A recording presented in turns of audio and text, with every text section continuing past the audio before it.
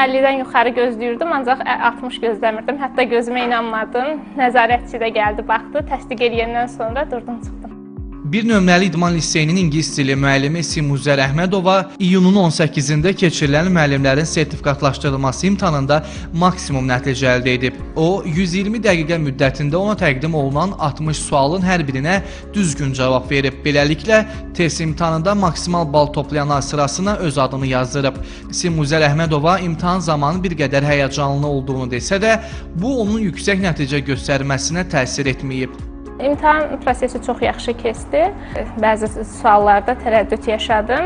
Xüsusilə mətnlə bağlı suallarda, dialoq, mətn quruma bağlı suallarda tərəddüd yaşadım. Ancaq fikrimi cəmləyib, düşünüb doğru cavabı yazdım. Düşünürəm ki, müəllimlər hər daim öz üzərlərində işləməlidirlər. Buna görə belə imtahanların olması onlara bir növ stimul verir ki, bir növ motivasiya verir ki, öz üstlərinə işləsinlər.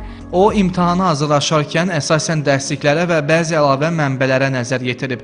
Simuzər müəllim növbəti aylarda keçirilən müsahibə mərhələsinə də ciddi hazırlaşır. Hədəfi orada da maksimum nəticəni göstərməkdir. Mənbələri baxırdım, dərsliklərə baxırdım, daha sonra əlavə mənbələri təkrarlayırdım. Ümumiyyətlə, bugünə qədər hər daim öz üzərimdə işləmişəm, amma həm də imtahan üçün təkrar edirdim. Müsahibə mərhələsi üçün bu dəfə artıq dərsin təşkil edilməsi, dərsi necə izah etmək lazımdır, şagirdlərlə necə ünsiyyət qurmaq lazımdır, bu barədə sual-cavab olur. Bir də dərs